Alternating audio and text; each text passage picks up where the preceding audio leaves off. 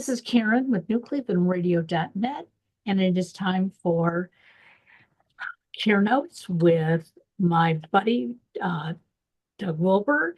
And Doug, I loved what you said you wanted the title of today's show to be, The Rise in Home Care. And the rise in home care doesn't necessarily mean the cost, although sometimes it will, but from everyone that I talk to, and I'm on a lot of panels right now with senior citizens, they all want to stay at home.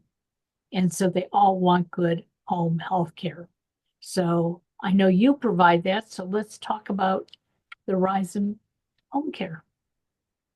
Yeah. So essentially what I want to talk about is why nursing homes are declining, what the future holds.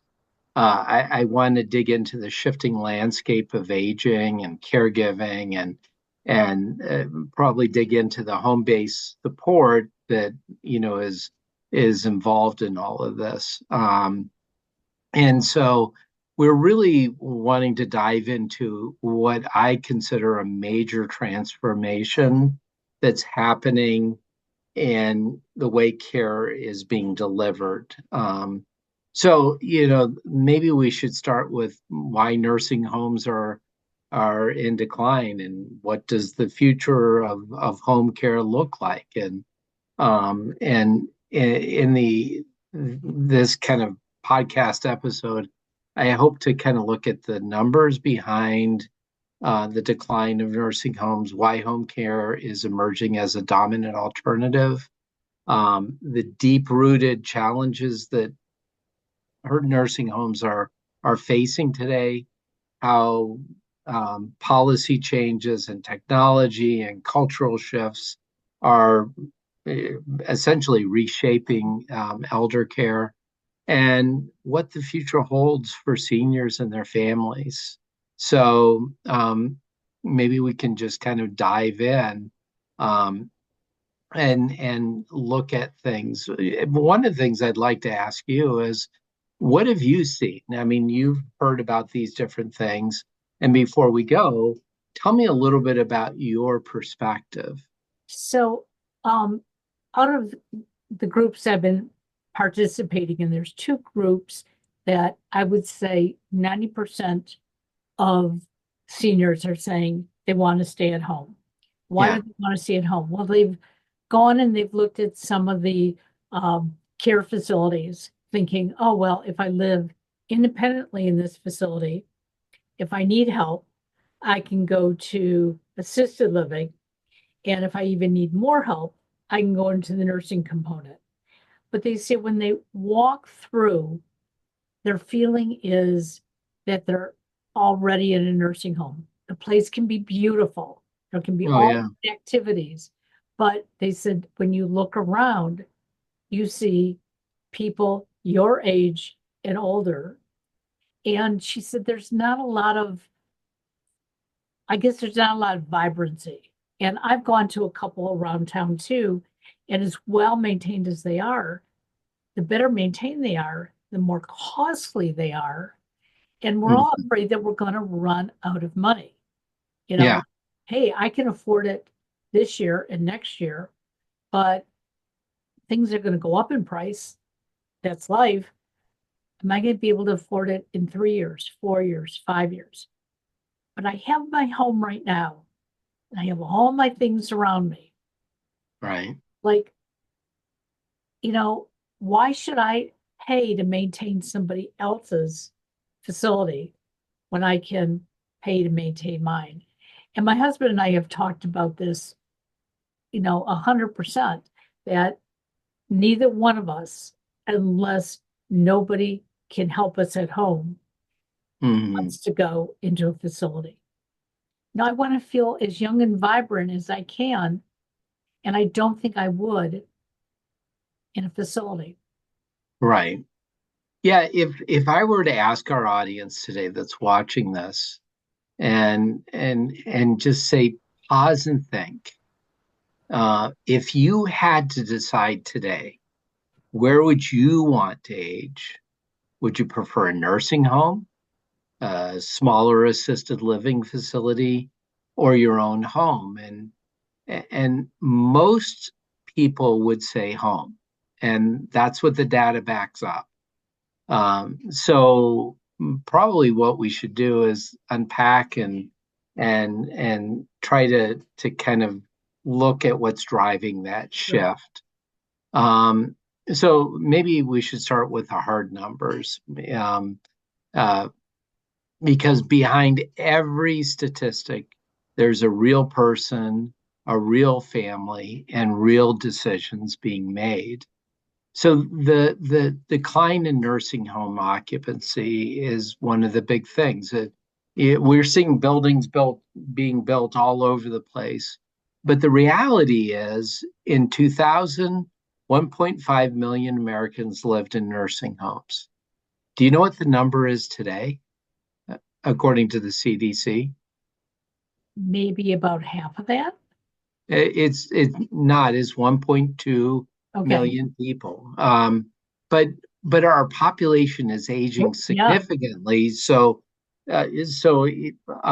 If it's your half kind of equation is not so much off. If my guess is, about as half as many people are going right. into nursing homes, based on the fact that our population is growing.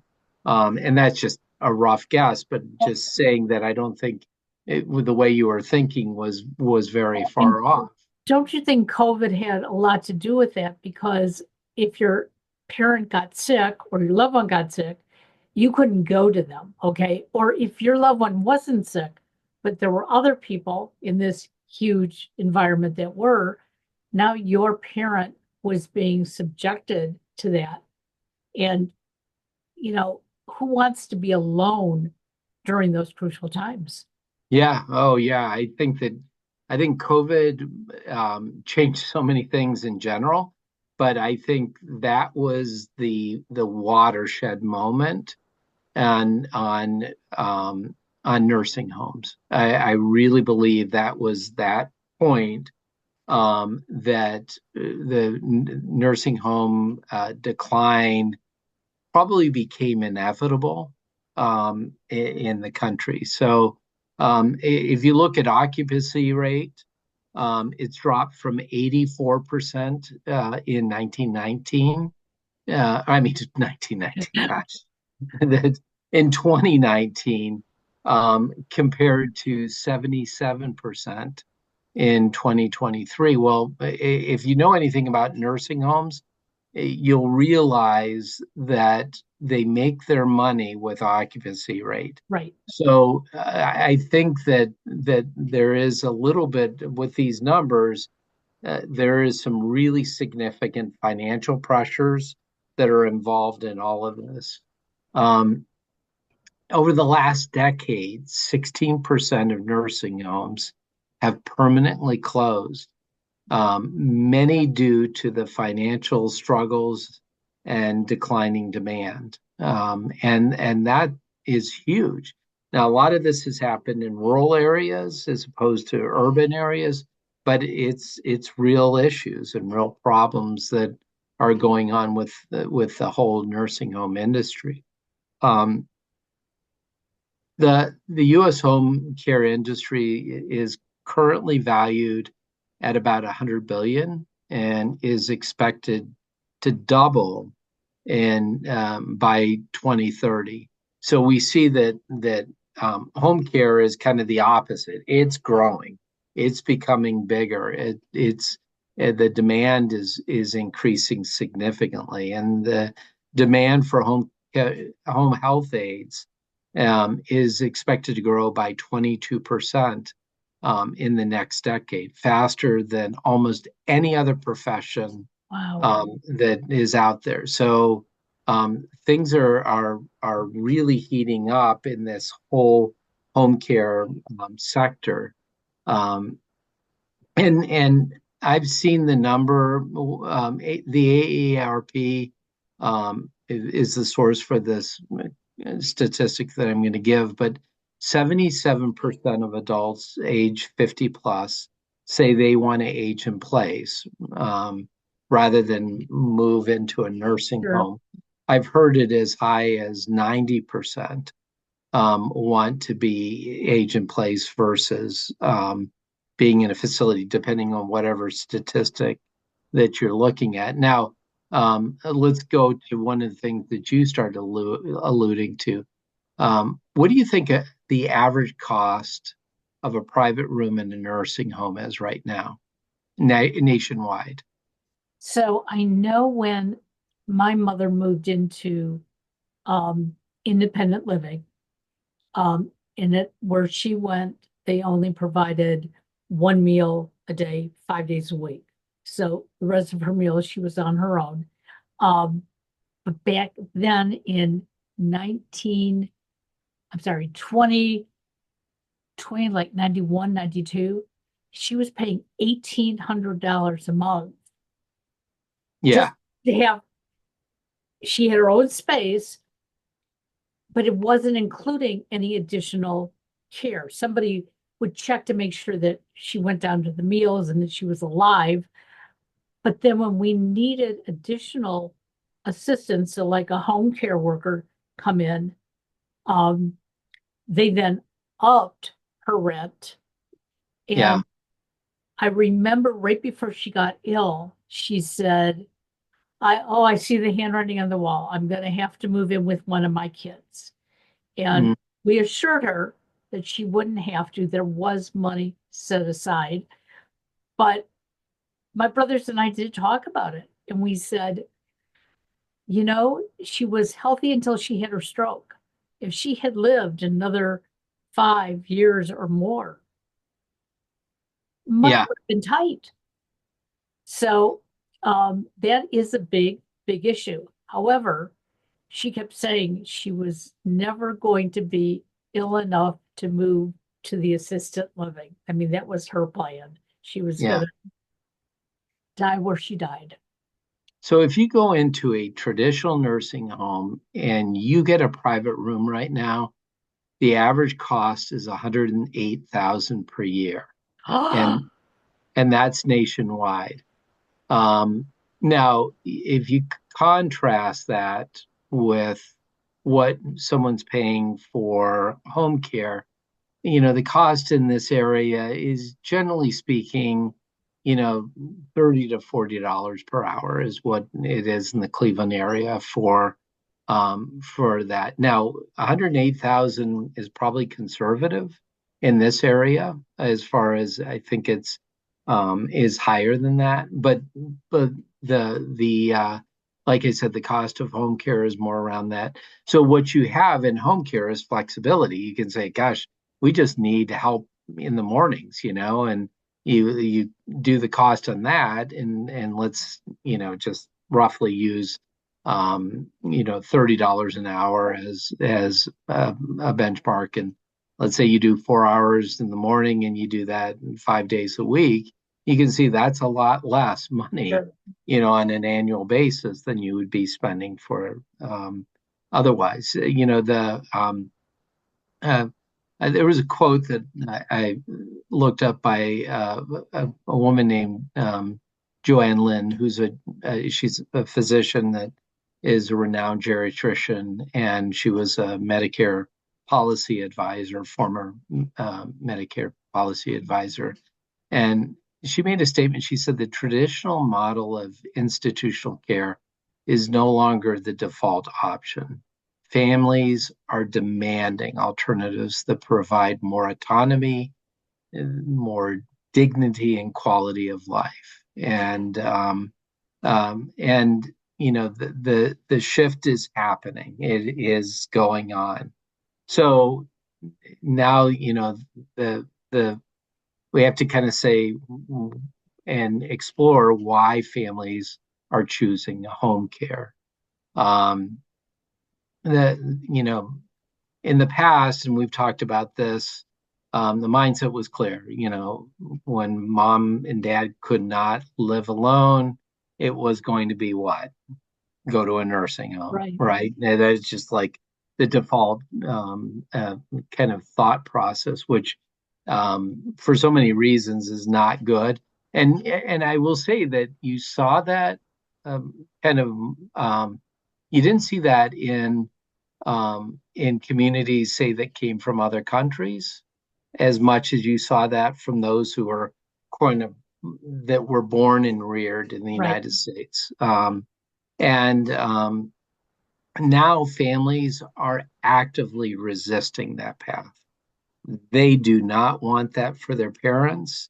They do not want that for themselves. And so, if you were to explore what are the top reasons why home care is winning, is comfort and familiarity is one thing that I would say. Why is that? Well, aging at home means that you stay in a familiar environment, which reduces anxiety, confusion, depression.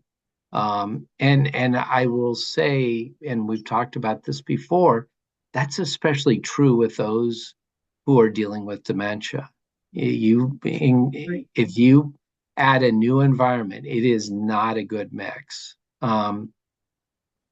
They also have shown that in studies that seniors living at home experience 50% lower rates of depression than those in institutions. And that was from the Journal of American Geriatric Society.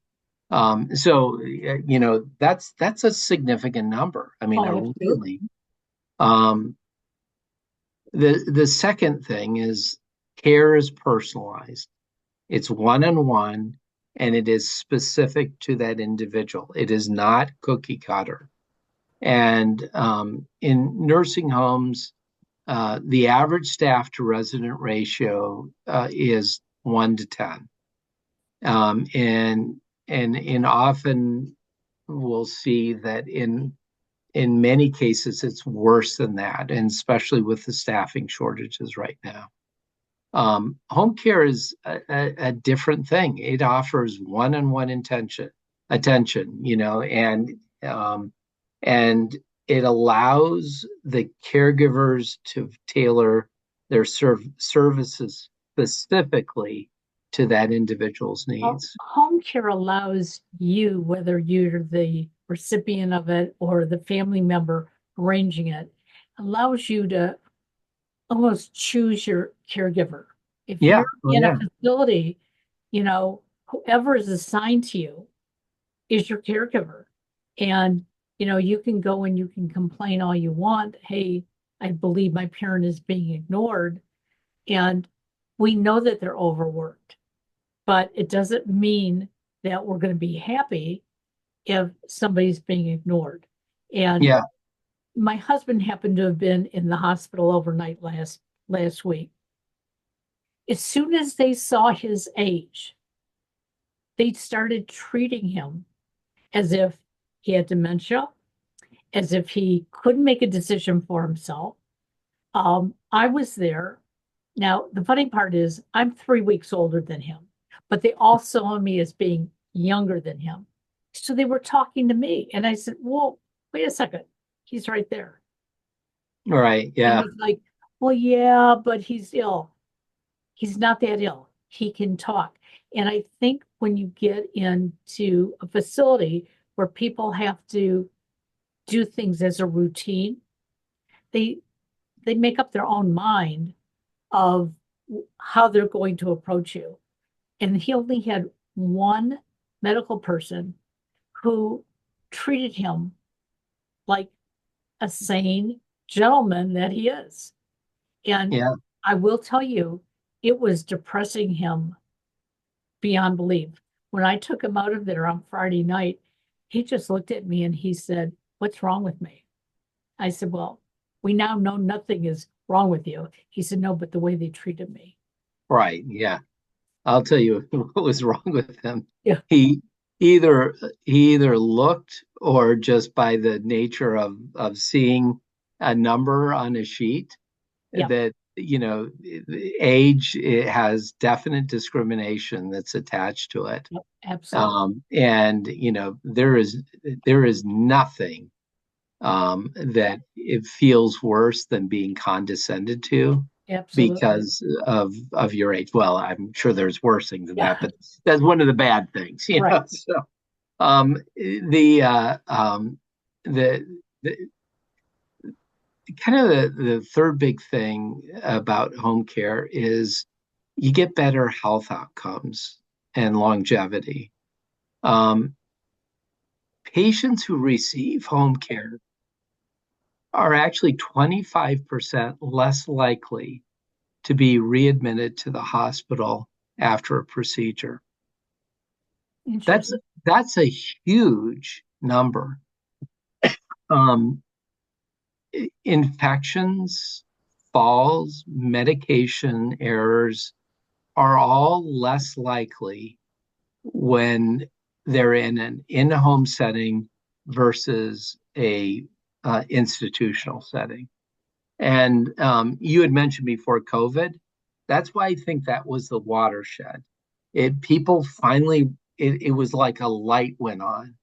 This is not what is optimal. This Yep. is not a good situation that we're seeing here.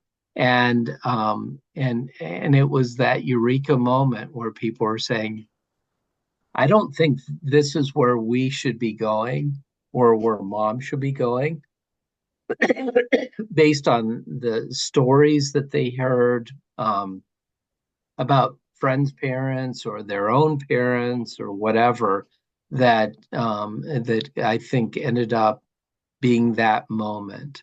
So, um, if you were to talk to kind of like a caregiver, um, and someone with a lot of experience, what they're likely to say is something like, I've cared for people in nursing homes and in their own homes, and the difference is night and day. And that's what I've seen.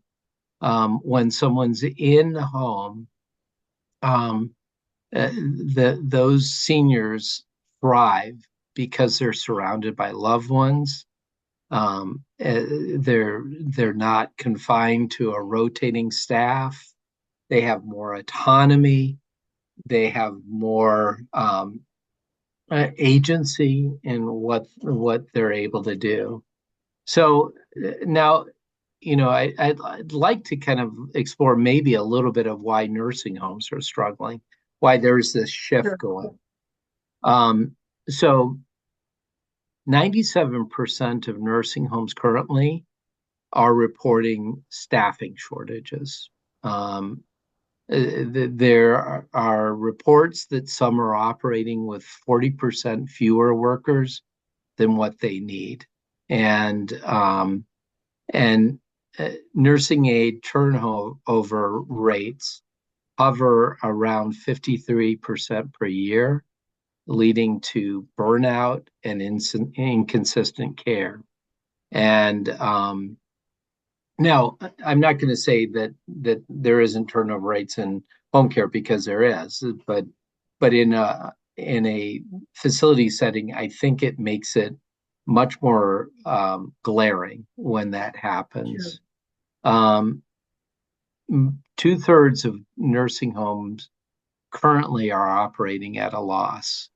And the one of the issues is Medicaid reimbursement are often failing to even cover the actual costs that are going on. So if someone is on Medicaid and they think they're going to get good care in a facility setting, um, they may be surprised, because if you're not covering costs, um, then you have a real problem. And Exactly. so um, public trust is declining, and that's important. When Gallup poll or Gallup did a poll in 2022, they found that 70% of Americans believe nursing homes provide subpar care. And when you have that loss of trust, it's a big issue. And as we were talking before, um, the wake up call, the watershed moment, whatever you want to do, was COVID. Do you realize that 40% of US COVID deaths occurred in nursing homes?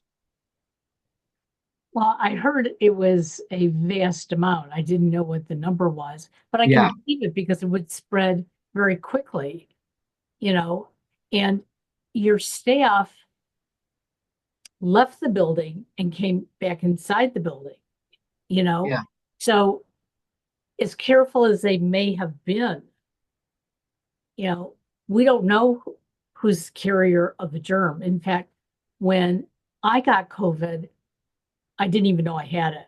I didn't know until after I got tested for something else. I was going in for surgery and they tested me and they said, "Oh, we have to postpone your surgery. You have to go home because you've got COVID." It was like, I have what? I had no symptoms. But mm, about a month later, my son had what looked like symptoms for a couple of days. But now look back at it, and we believe he actually had a mild case of COVID, but we didn't mm, test. So back in the early days, we were exposing each other. And we also know that the elderly, you know, their immune system is isn't as good as younger people. So all somebody has to do is sneeze once and yeah. everybody gets sick. Well, here's the interesting thing. The um, I would say an institutional setting like a nursing home is like a petri dish. It was the perfect environment for a vulnerable population to be able to get COVID. But what that really did, I think, was just show how vulnerable in general an institutional setting was, and that's why I believe that it was a watershed moment. Dr. Terry Fulmer, who is the president of the John A. Hartford Foundation, explained that the pandemic shattered confidence in nursing homes. Um, People started asking, is there a better way? And the answer increasingly is yes. And that's in home care. Um, so one of the things that I think is also going on is that um, uh, one of the biggest reasons that home care is now viable is an explosion in technology, and I think we're only going to see that that's going to increase Right, significantly. That technology, policy shifts, cultural shifts are all going to play a bigger role as we move forward. It makes aging in place safer and more practical. Um, so we're seeing things, and I'm seeing more and more that people are getting smart home monitoring. We use a host of different things, but motion sensors, you know, detectors, and we're looking currently ourselves into AI driven alerts and okay, monitoring. You know, we all know about the life alerts, which right, really are a great thing. I mean, I'm a big advocate of life alerts, and I'm also an advocate in passive technology. So they have life alerts that can detect a fall. So it's not going to prevent a fall, but if someone does fall, you have something that will indicate passively for the right, wearer that you know something has gone on, and so you can you know have a call that goes in, "Are you okay?" And the person either says, "Yes, I'm fine. I just bumped the thing," right, you know, or um, or you know it may end up being no help. I actually need help. I fell, and I think those things are going to play a bigger role as time goes on. One of the things in 2022, Medicare permanently expanded telehealth services, which is allowing more seniors to access care without leaving Sure. home. And I think that's a really big deal, for it. So now government policy, um, um, and are kind of shifting things and driving home care forward.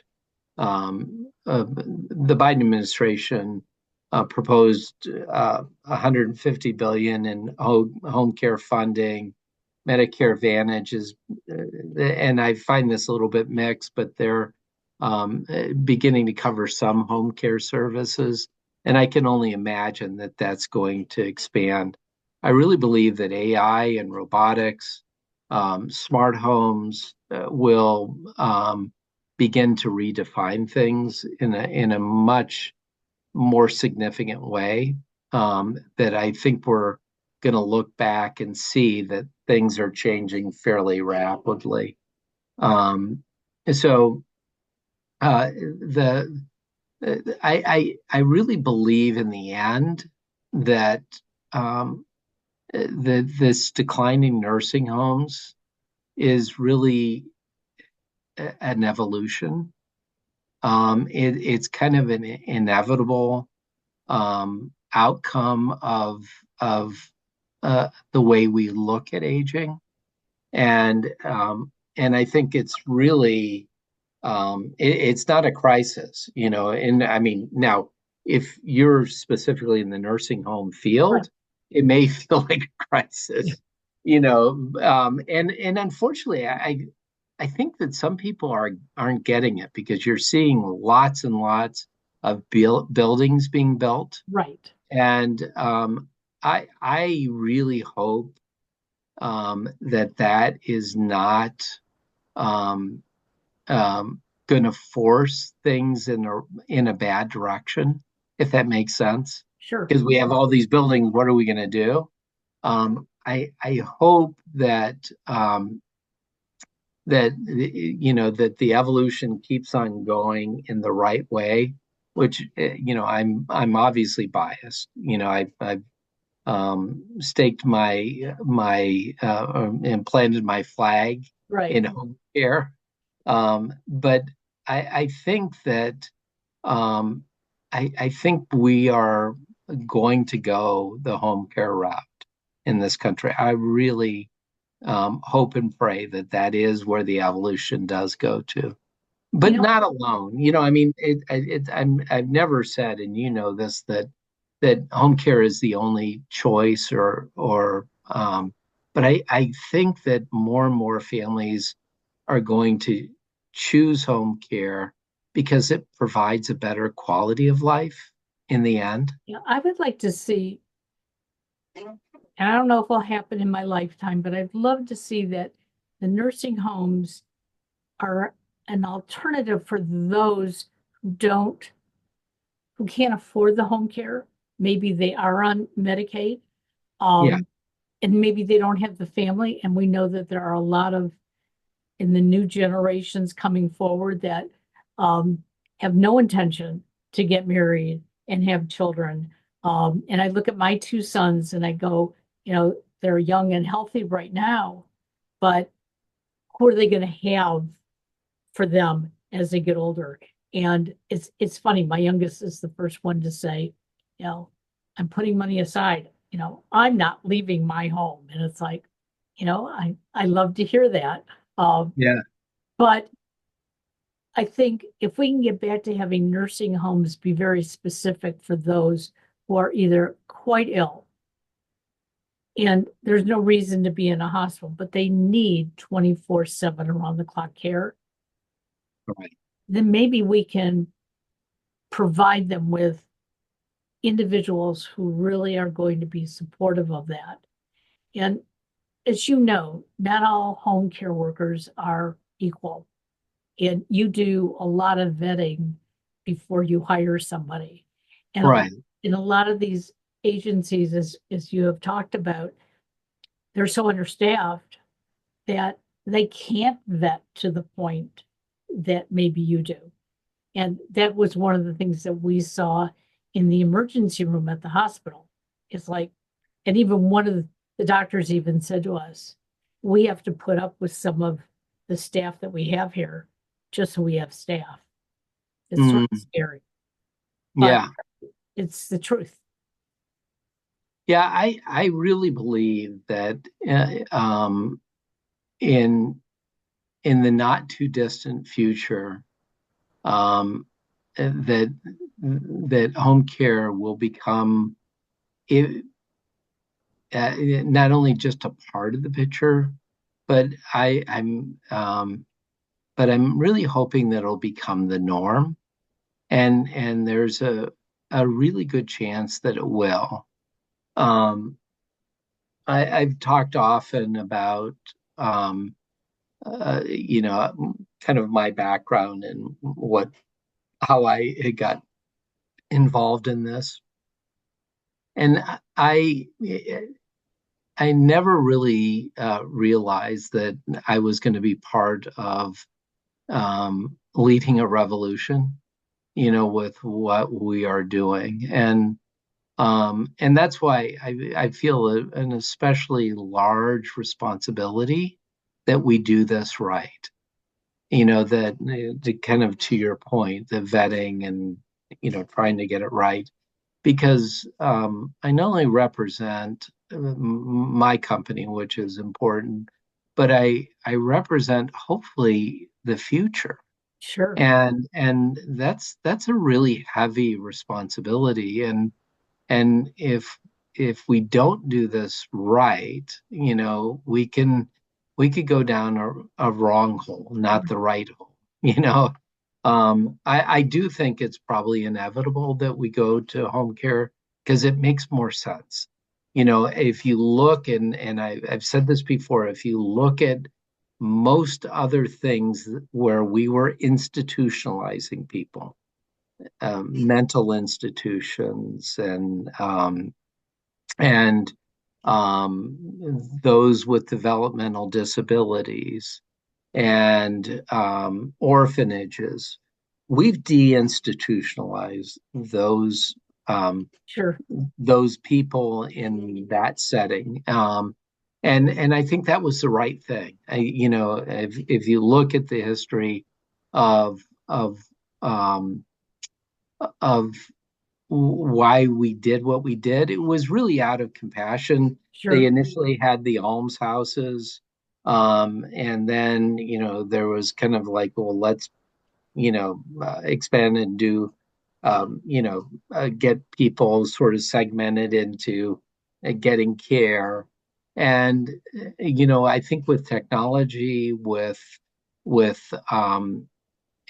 kind of being enlightened, I think, on how to do care. Um, I think, and what the data actually shows, I think that home care is really the route for those who are elderly. And I've long said that this is like one of the last vestiges of that, 18th, 19th Yeah. century, drive to put people in, facilities, Right. or institutions is probably the better word for that. Um, and in the end, if you look at it, the key takeaways really ultimately are that families are choosing home care because it provides a better quality of life. Absolutely. And if you look at what nursing homes are dealing with, they're struggling, and they're struggling due to costs, they're struggling due to staffing, they're really struggling, due to trust issues that Exactly. have happened. And I think that technology and hopefully policy shifts are going to make home care truly the future of elder care. Now, a lot of that ends up coming up or coming down to, us as well. I mean, we need to make the demands. We need to say, this is what we want and make Exactly. that heard.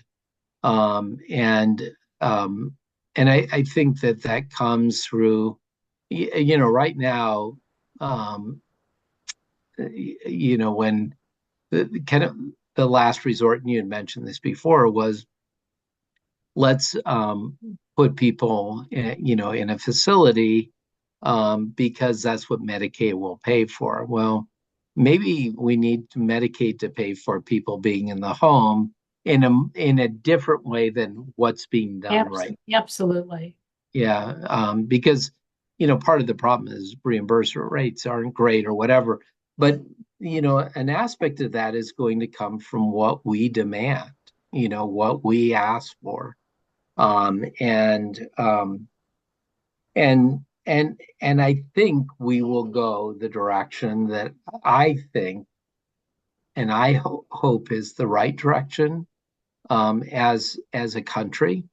And ultimately, getting back to what we were talking about before, um, choice is good. Choice is really, Absolutely. and so when people have choices, they will choose what's right for them. But we really want them to have the choices. And I think that um, if I were to ask you a question, and when I say you, I do mean you, Yep. but also I mean our um, our audience. The question I would say is, what does agency or aging with dignity mean to you? What would that mean? And um, and if you ask yourself that, I think it really helps us to move in the direction that we need to go and to make choices in the way we should go as well, whether that be, in our own lives, whether that means from a societal level, or whether it means at government policy level, and even like um, in choices, because you were talking about Yep. your son was already making Right. that question and answers, I think, known of what he was feeling like aging with dignity meant to him. So I think anyway, I think this is going to get a lot of us to start thinking about things, and you know, it takes a village to make this work. yeah, So, if it's something that you're really interested in, have to start reaching out and talking to other people. You have to start looking at the benefits. And, you know, I felt very good for the first 4 years that my mother lived in independent living. She enjoyed it. She had her own place. But the one thing that she didn't enjoy was her evening meal. Now, I said in the beginning, that's the only meal that they provided. She had to provide her others because she said when she went down to the dining room, she said she was with a bunch of old people. Now, during the day, she would pick and choose the people that she was with and what she was doing. So she didn't think of them as being old. And so she stayed vibrant. But if you would talk to my mother in the evenings after she had her dinner, she was just not as happy. She'd wake up in the morning and everything would be good. And my mhm, brother once thought, it's early dementia. And I took her to the doctor, and the doctor said, no, she's telling you what makes her feel old, you know, yeah. and that would do the same thing to me. So, um, you know, It's kind of like what made your husband feel old the other day, which oh is yeah, it's like, absolutely. And I, do I not have a say in this matter? yeah, What's wrong with me? yeah. Well, So I want um to thank you for this conversation. It was very, very good. And those of you who are listening, please feel free to contact us. Let us know what you're thinking about. Um, the information for Cherished Companions is always in the show notes. So, drop them a line, drop me a line, and, we'll continue this conversation. yeah, and one of the things too is I used a little bit more statistics than I normally do in a podcast. if people find that to be useful, let me know that that's good. I mean, I think sometimes, I've said things on like a personal, this is what I've seen. I always try to do it based on really hard, um, um, an underlying hard evidence, but I Sure, don't always tell what that evidence is. The other thing is it comes from significant experience that I've seen. sure. So if people find that to be useful, also I'd love to know that they find it useful Yes, to actually, have some more data, have some more statistics that point in a certain direction. But what we do on the show really does come from a very significant experience and very significant information that is based on very real data. that's So, wonderful. um, anyway, will you take care? You too. We'll talk to you Thanks. at the end of the month. Bye-bye All now. right. Bye bye.